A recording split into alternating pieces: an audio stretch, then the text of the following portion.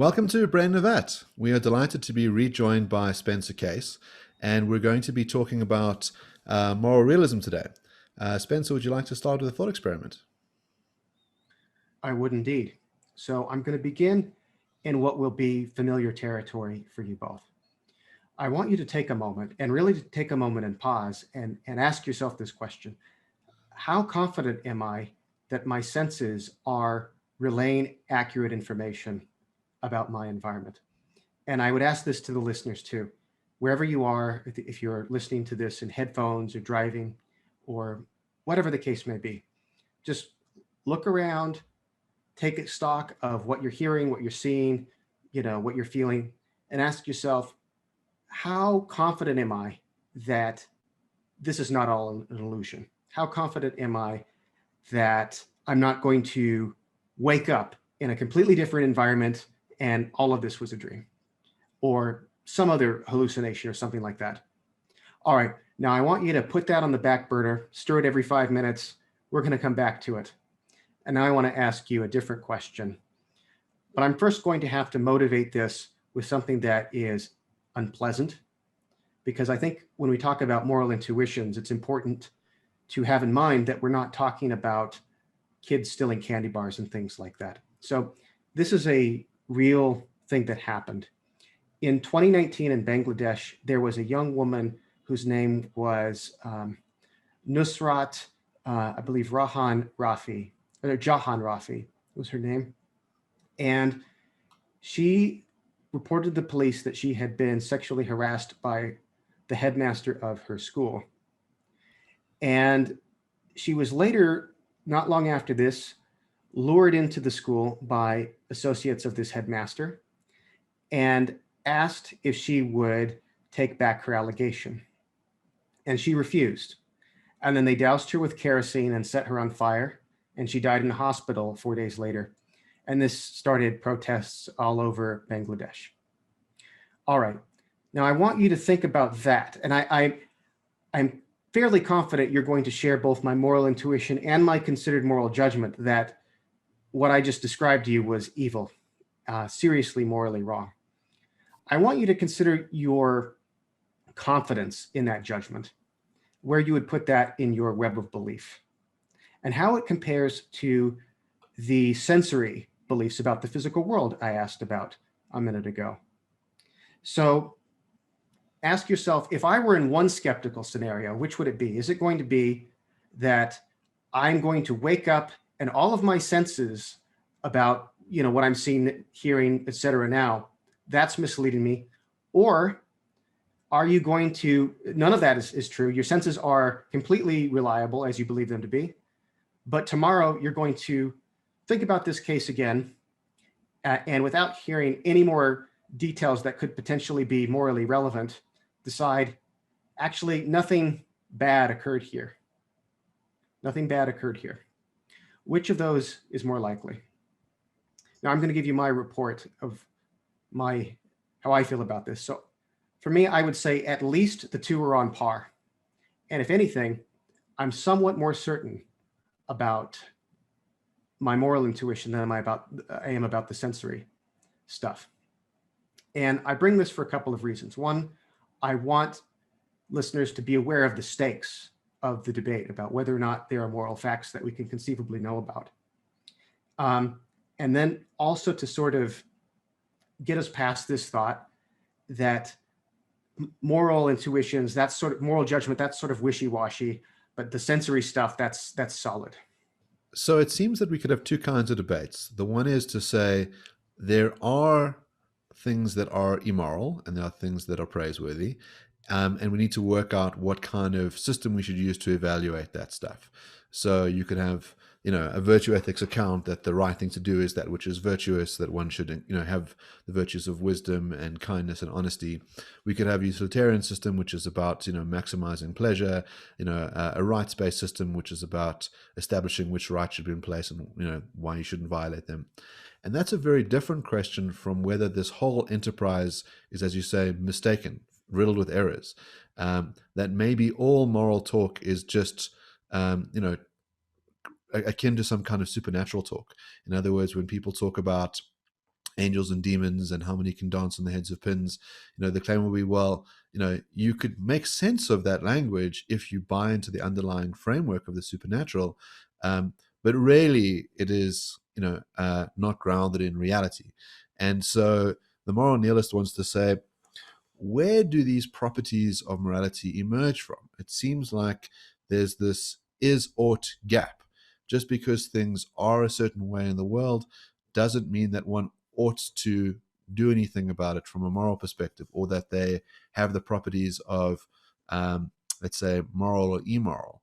So the difficult task that the realist has is to try and explain the sort of source of normativity.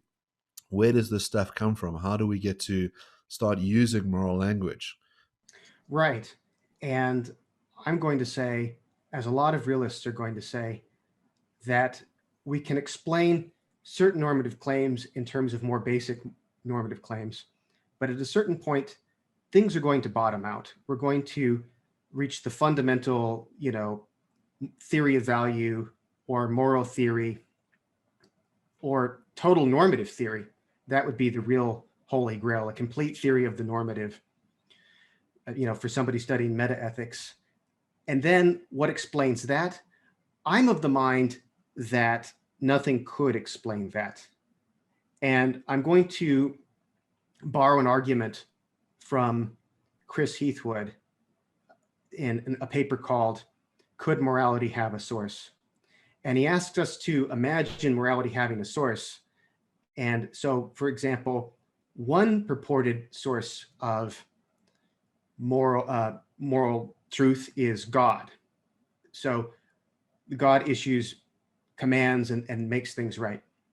So Heathwood points out that there's one fact that is a moral fact that God wouldn't be creating in that scenario, and that is the truth of divine command theory.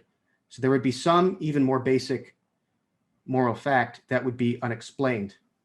And his point is that if you think about it, any account you might give for the origin of morality is going to have, there's going to be something that is unexplained.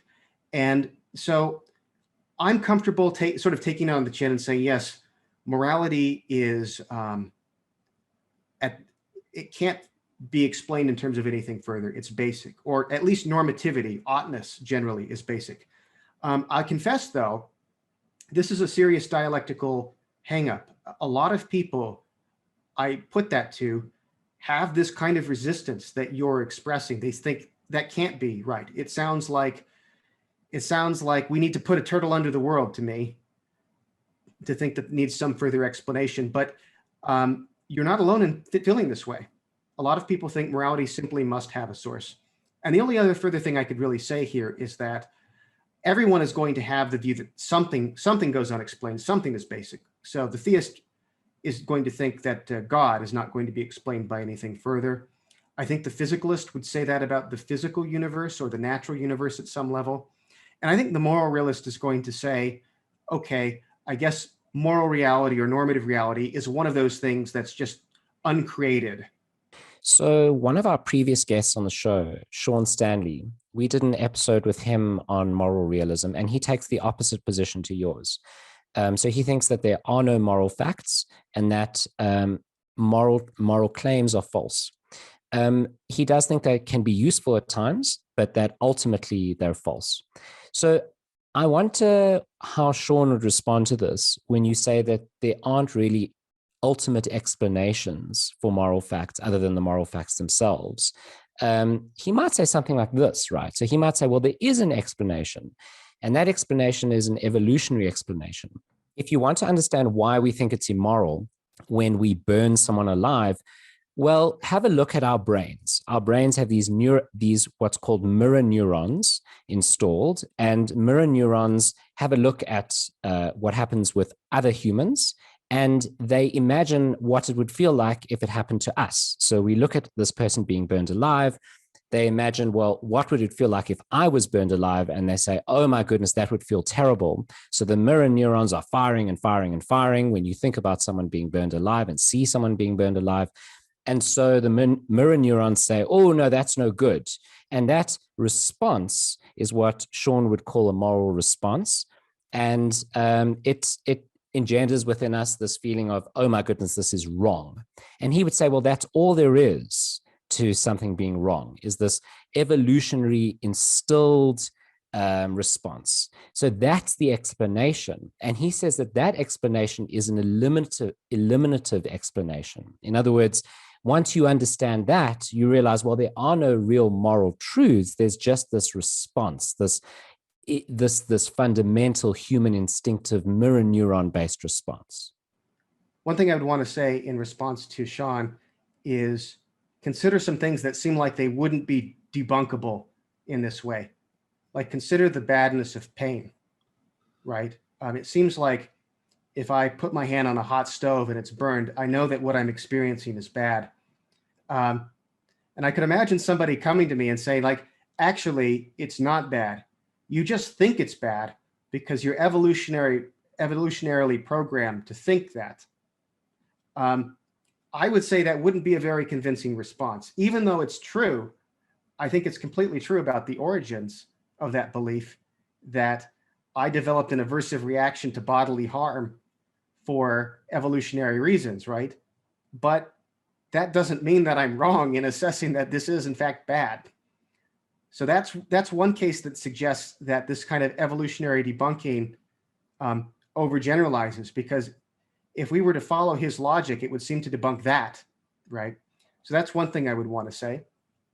And another thing I would want to say is that a lot of our moral intuitions don't seem very readily explainable in terms of evolution. I mean, you could give, of course, evolution created our faculties that allow us to have moral intuitions, but it's not like all of our specific moral beliefs are obviously explainable in terms of evolutionary imperatives, right? Like, I don't have an intuition that having a bunch of kids is like the most important thing for everyone to do. I don't have an intuition that I should do everything possible to, spread my genes, for future generations. Or there are all sorts of intuitions that it would be damn handy evolutionarily for us to have that we don't seem to have.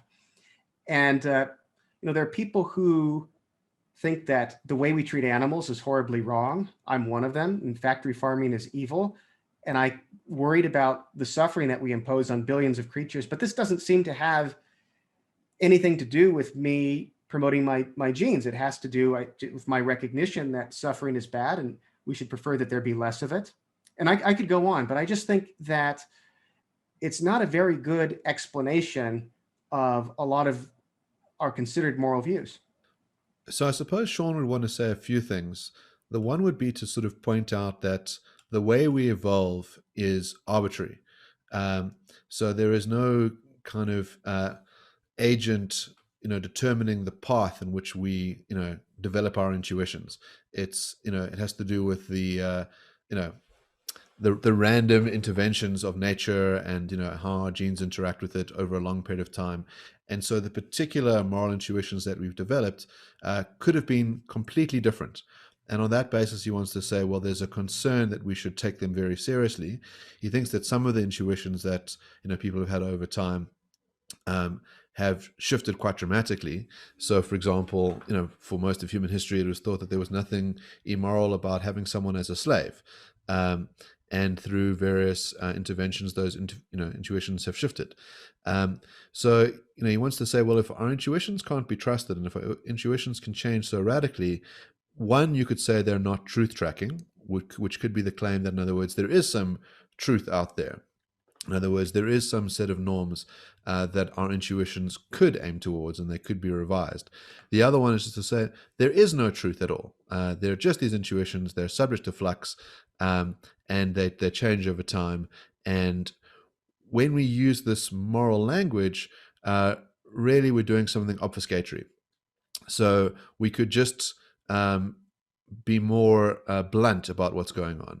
So when you give the case about putting your hand on the stove and experiencing the pain and saying that's bad, in other words, you've put an evaluative statement in, or when you help an orphan out and you say that's good, he wants to say, Well, we could just express those things as they stand. In other words, it is a true statement that you are experiencing pain and that you have a desire not to experience that pain.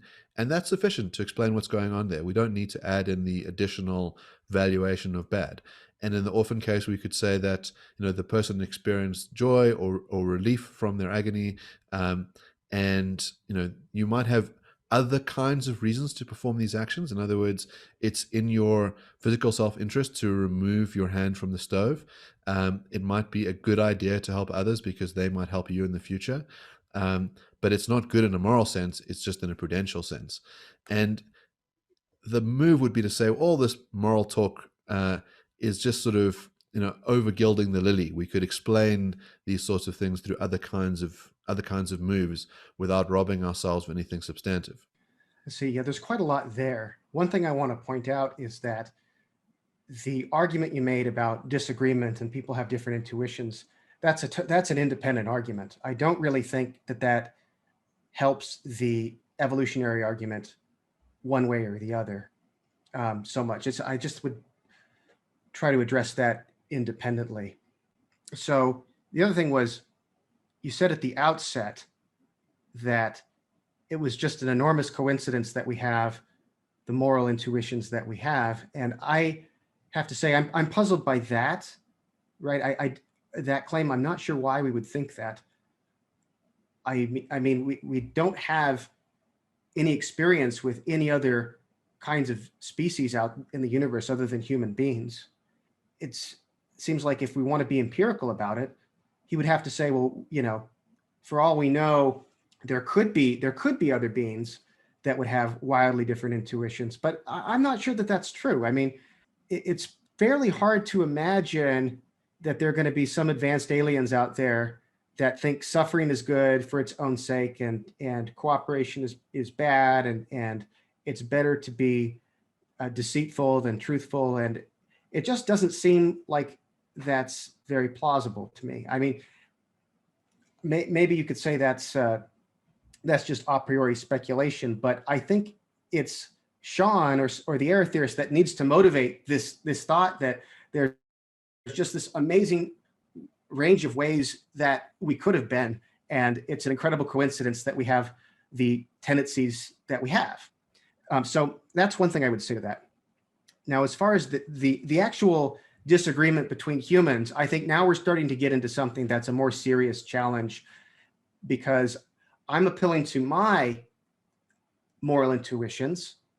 You're appealing to yours. What do we do when we disagree? Well, somebody's got to be wrong. So whenever there's disagreement, there's uncertainty. So one thing I would want to say is that there are some limits to that uncertainty, I believe. So Donald Brown, an anthropologist, did a meta study in his book called Human Universals. He came up with this list of over 400 things that are common to all known human cultures. And there were some moral things on that list. It's pretty minimal. So there's an incredible amount of room for disagreement, but it includes things like resistance to abuse of power. It includes things like prohibitions on murder and rape. Now, of course, that needs to be qualified, because what counts as rape or murder in one culture might vary. Some cultures consider infanticide murder and some don't. So there's some flexibility even there. But nonetheless, it's recognized that having sex with someone, exerting power over them, or taking their lives, these are not things that are just like any other kind of action. They require some kind of explanation or justification. So it seems like there is a core of agreement here. And another thing to say is that it's not as if two sides disagree and that's it. It's no way to conceivably figure out who might be right or who might be wrong. I think it's likely that some of the people who participated in murdering that girl in Bangladesh believed that what they were doing was the right thing. And I think we would have some things to say about why it is that they have those beliefs. I think we can debunk a lot of faulty moral beliefs by considering, certain cultural origins. Does it serve your interest to have those sorts of beliefs? Do you have other metaphysical beliefs that might be interfering with your moral reasoning, belief in a God who will punish you for acting in a certain way, that sort of thing. So I think the realist has strategies for dealing with the argument from disagreement, but I nonetheless consider that the more serious challenge from the anti-realist. Can't Shaun or the anti-realist say something like this? I can explain why you shouldn't burn the teacher alive without saying that it's wrong. Or rather, I can reduce down the claim that it's wrong to some other types of claims. So one of those claims would be, well, you shouldn't burn the teacher alive because you wouldn't want someone to do that to you. And if you do it to them, it's more likely to be done to you in future. I haven't used the words right or wrong there. I've just used claims around consequence.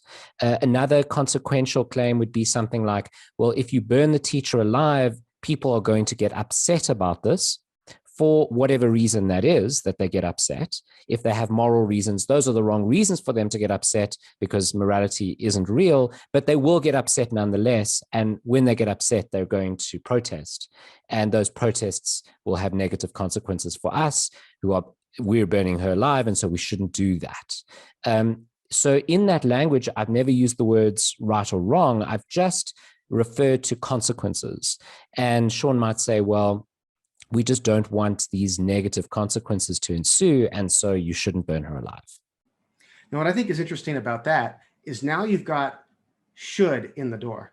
Now you're talking about negative consequences. You're assessing consequences as positive or negative, right? And I think that is much more of a concession to the realist than a lot of anti-realists seem to realize. A lot of people seem to have this view that other regarding reasons are especially spooky, but self-regarding reasons are just fine. But in fact, if you want to get right down to it, you're not going to find anything in evolution that or psychology that says you ought to take care of yourself either. You'll find desires, you'll find attitudes, but you won't find any fact about things being good or bad for you. I think it is an illusion to think that self-interest is somehow more scientific or more rational than concern about other people. If the anti-realist who is my interlocutor here is willing to concede that I actually have a self-interest, I should be concerned about Spencer 10 years in the future from now, whether I'll be suffering. And maybe I should change my diet and exercise more and not do things that are going to cause me more pain later, because I ought to be concerned about my future self. So I want to know, well, what about somebody else? If I ought to be concerned for my future self, why shouldn't I also be concerned about the suffering of somebody else whose suffering I can alleviate or something like that? And so what I'm trying to do here is to suggest that once we get as far as allowing self-interested reasons through the door, and I think the same is true with reasons for belief, it then becomes much easier for the moral realist to make some headway here and say, now what really is the line between the kind of reason you acknowledge and the kind that you say is an illusion? So I wonder if the response is to draw a distinction between non-moral shoulds and moral shoulds. So if I say to you, it is raining, and if you don't want to get wet, you should carry an umbrella, that is a non-moral should. And so we just think that given what your preferences are, there are certain actions you could take that would meet those preferences, but there's nothing moral, immoral about the innate preference.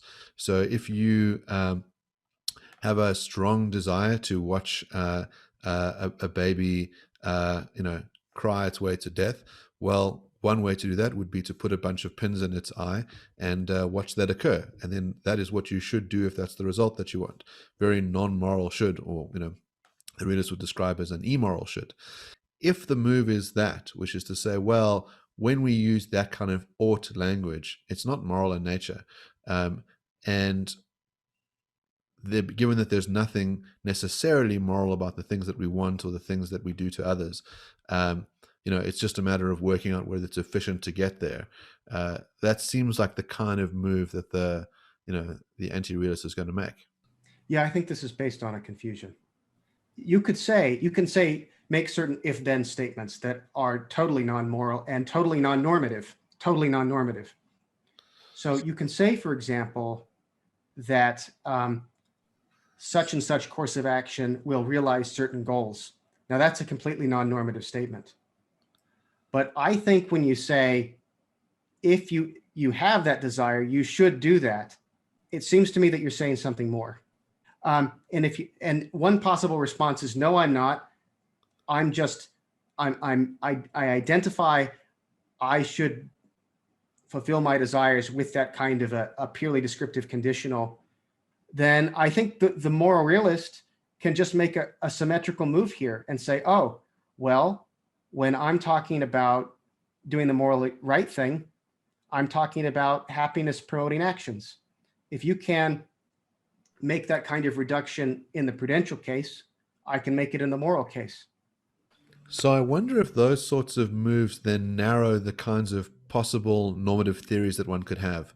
So if we think about, Kant's categorical imperative, it's not about, what's good for you or about satisfying your interests, like a utilitarian system. It's meant to be something grander, this idea that, there is a kind of law in the universe that tells you, there are certain things you cannot do, and you derive it through this kind of, reason-based process. So you're meant to generate a maxim and an end, and you're, seeing whether, if you universalize your maxim, whether you will achieve that end. And that seems quite different from what we've been discussing, where you're trying to work out, well, is this good for me in my particularist case, because you're trying to generate these universal moral laws. So it seems to me that, there is a way to understand utilitarianism and that is compatible with the moral nihilism. In other words, when we talk about maximizing the good, we don't really mean any kind of moral language. We're just talking about this sort of subjective sense of pleasure that people have, or the satisfaction of their desires. And we think that, you should do those things in some kind of non-moral sense of should.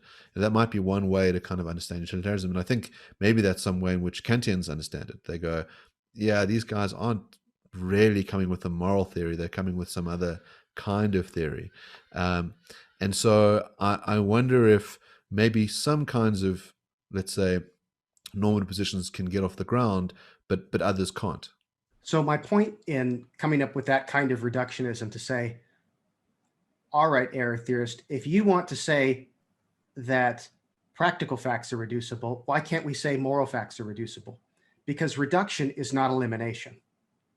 To reduce the mind to the brain isn't the same as eliminativist materialism, which is there is no mind, there's just the brain, right? So if the error theorist wants to say, a lot of error theorists trade on this ambiguity, I think, between reductionism and elimination. They say, oh, well, there are norms, but they're just reducible. And I want to say, I'm sorry, you don't get to appeal to that. Because if you reduce the normative, I ought to, whether it's I ought to believe something according to, my favorite version of evidentialism or your favorite epistemic theory, or I ought to act in a certain way given my favorite theory of prudential reasoning or what have you. If you're going to reduce that, you've still got it in your theory. You haven't gotten rid of it. And so that allows the realist to say, okay, well, why can't we be moral reductionists? Now, I don't think I'm a reductionist, and so you're right, that would narrow the range of available views, but I just want to point out the dialectical moves that are available here. And if the error theorist thinks that we can be reductionists about some kind of normativity, then it seems we can be reductionists about moral normativity. And we're not error theorists, and we can even be a certain kind of realist, I think. So I just want to explore that discussion a bit more. This is going into some metaphysics, which we haven't covered on the show before, but it's an area that I'm very interested in when it comes to the mind-body problem, and also the social individual problem, how groups are related to individuals. And we have the same problem here, how moral facts are related to non-moral facts, perhaps claims about good consequences. So when it comes to the mind and the body, something that a lot of people might believe is that, well, because it is the case that when you experience certain mental states, those are perfectly correlated with certain brain states, it means that those mental states don't exist. So, for example, if I want to make you experience pain, all I have to do is stimulate a certain area of the brain. Or let's say I want to make you experience a certain hallucination. I can induce that by using magnets to stimulate a certain area of the brain. And some people will believe as a result of that, that actually hallucinations and pain don't exist. All there are is brain states. There aren't actually mental states at all. And the response to that is, well, just because you can reduce mental states to brain states doesn't mean there aren't mental states. Those mental states still exist. The reduction is conservative. It conserves the existence of mental states. And here what you're saying is, well, just because we can reduce perhaps, and you're not making the claim that you can make that reduction, but you're saying that when someone does make the claim that you can reduce normative claims, in other words, moral claims, to non-moral claims, that doesn't mean those moral claims disappear. Just because it's true that I could perhaps reduce the claim that it is wrong to burn the teacher alive because it will result in negative consequences doesn't mean it's not also wrong to burn that teacher alive. Yes, I want to say something like that. I have to say, though, my views in this kind of metaphysics are not wholly worked out, so I'm kind of shooting from the hip here. I do find reductionism to be kind of a strange concept because on one hand, it's an identity. To reduce A to B is to say that the B's are the A's or something. To say that I reduce the mind to the brain is to identify the mind with the brain. And yet it has this sort of connotation that you're like knocking the reduced thing down an ontological peg or something. And so I find that kind of language really puzzling. Some philosophers think of reduction as just its two modes of presentation. So to reduce the moral to the non-moral would just mean that we have two modes of presentation. We have a moral mode of presentation, like a moral intuition, and then we can scientifically say, okay, these are the brain states that cause suffering and so on and so forth. And it's just that. Those would be two modes of presentation, but nothing's getting knocked down a peg ontologically. And I'm totally okay with that. I don't know that that's right, but I'm not afraid of that being the right view.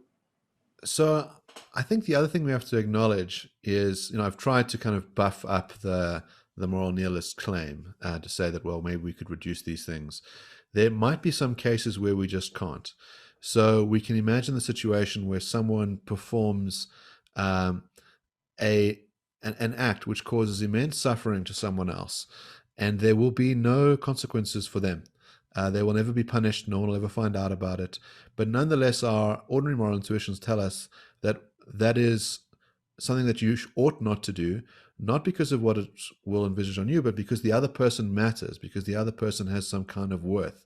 So, if you go around, let's say you are someone like a Joseph Fritzl, but better at keeping the hiding.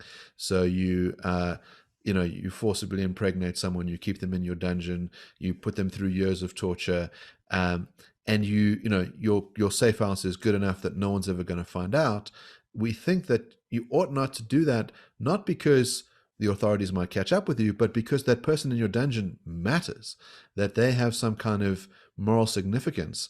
And when we're in a situation of non-reducibility, when we can't explain the ought in terms of these other kinds of facts, well, then the moral language starts to become very, very useful. And there we might think that the nihilist has robbed themselves of something vital. Mark, I think that's very good, Mark. That's one of your better points. I mean, they're all good, but that's great. What I'm saying to you, Jason, is you need to release the kids from your dungeon, okay? You've convinced me. Well, the kind of reduction that I would think would be worth exploring wouldn't be reduce morality to facts about one's own self-interest, but I would say reducing it to facts that include other people's interests as well. And so that's one thing I would say. And I would also say going with reductionism isn't the only or maybe even the best way to reduce or to reply to the nihilist or the error theorist here. You could also, I think, say this. You could also say that, let's go back to the case about what the moral error theorist thinks about self-interest. I'm assuming I'm talking to a moral error theorist who does believe that there are reasons of self-interest. I think it's very interesting that it's extremely hard to find a moral error theorist who won't just get rid of normativity altogether and not try to retain some kind of normative language in theory, or at least even to explain why we need some kind of some efforts to conserve moral language in practice. I find that very amusing. You don't see many atheists bending over backwards to accommodate theistic sort of speech and to justify going to church and as before.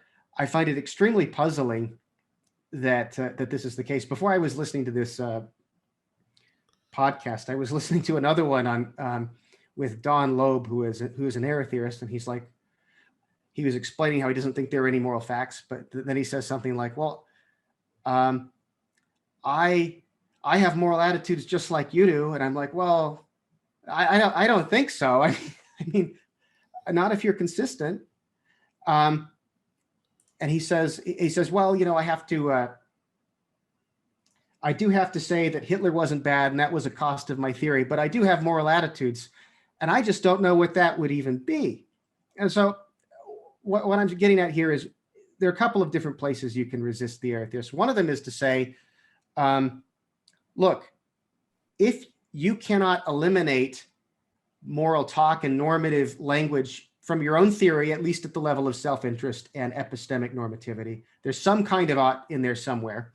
And two, you've got moral attitudes conserved somewhere, and you're making justifications for keeping moral sounding language.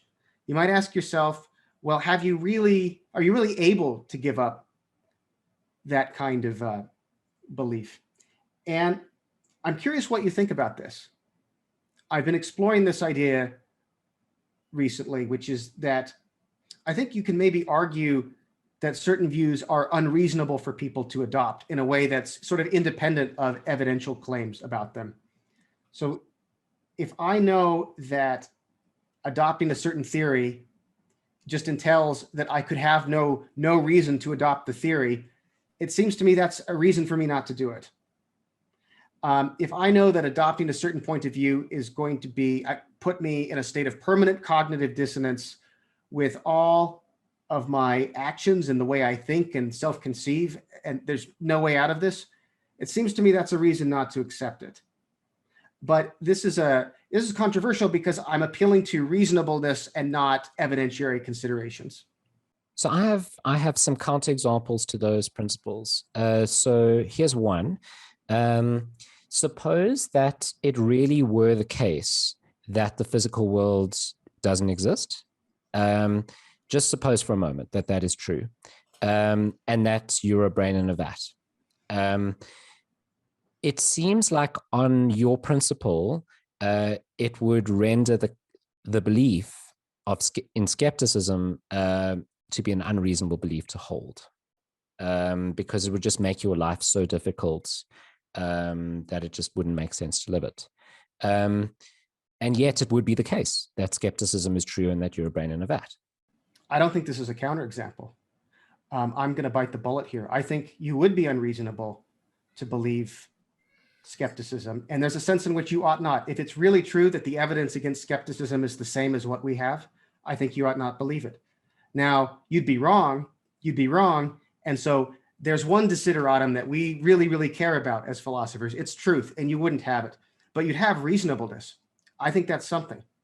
So I suppose what's interesting in Jason's case is whether you have knowledge about the fact that you're in a brain in a vat.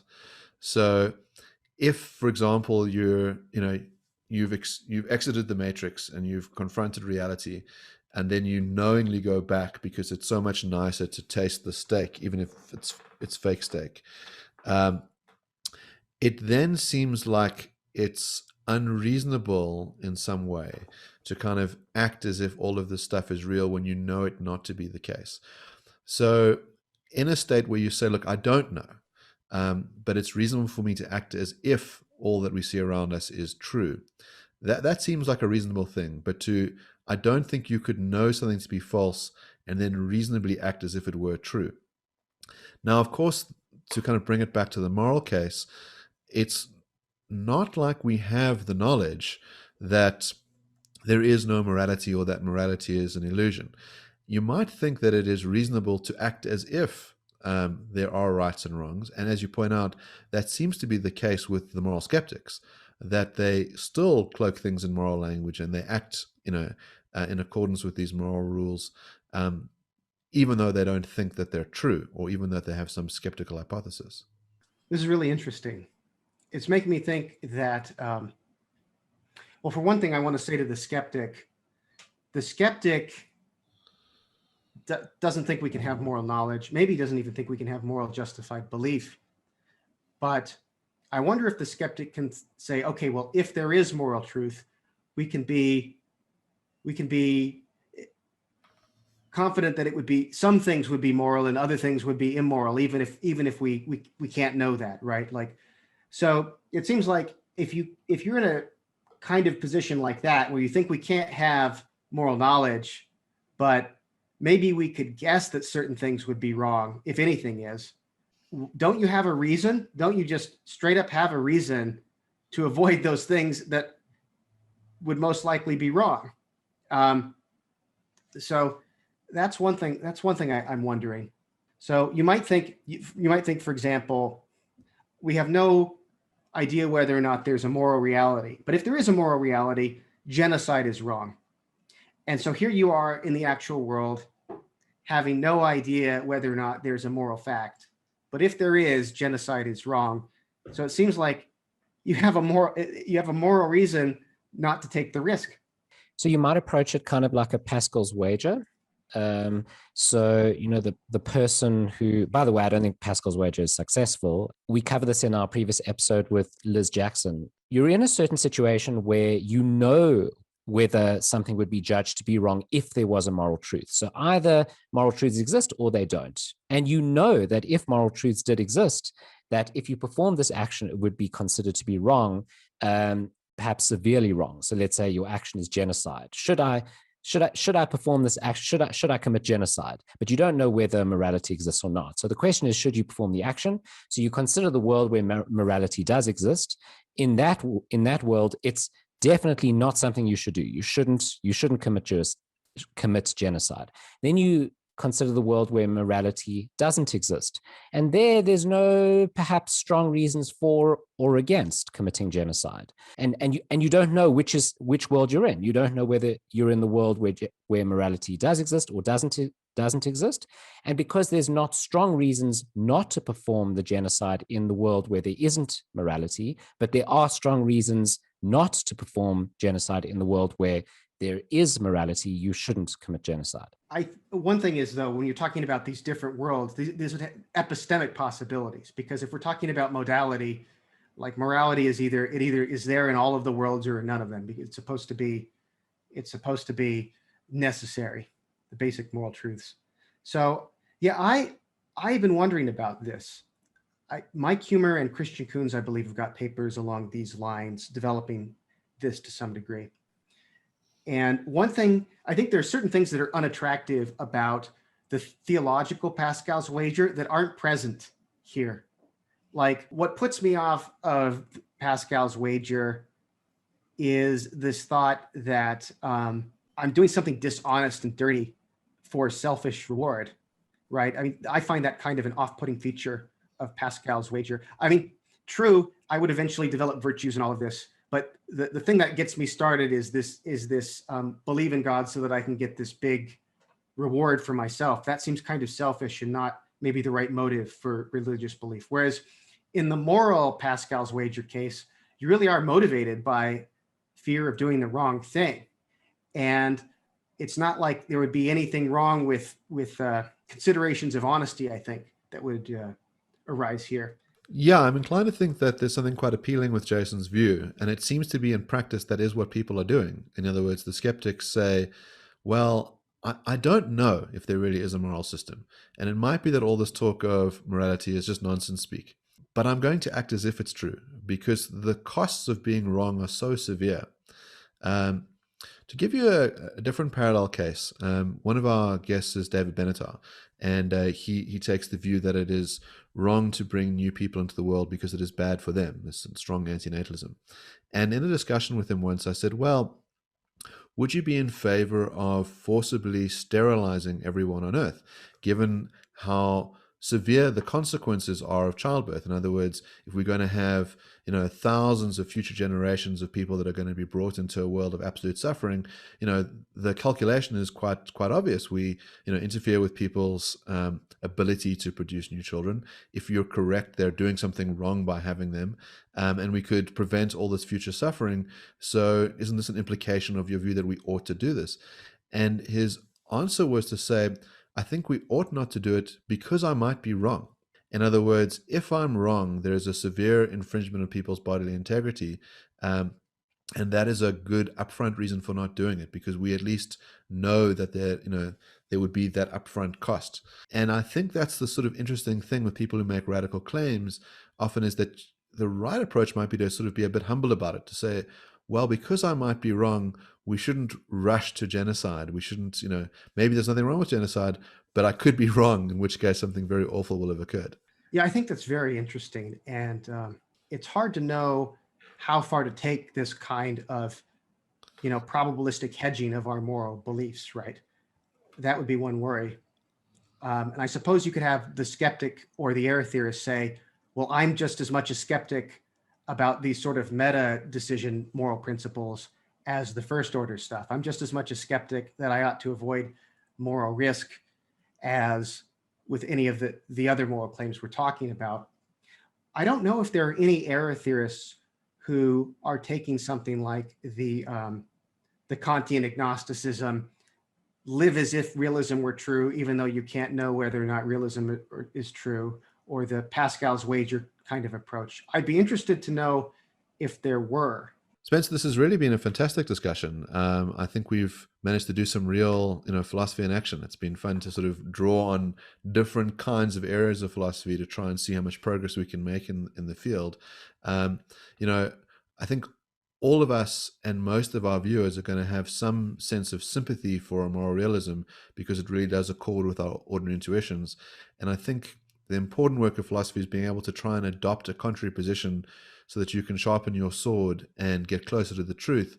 And there have been many times in this conversation where you've tried to be as charitable as possible to your opponents so that you can understand their positions and think what their best responses would be. And I think that's really one of the true virtues of doing philosophy.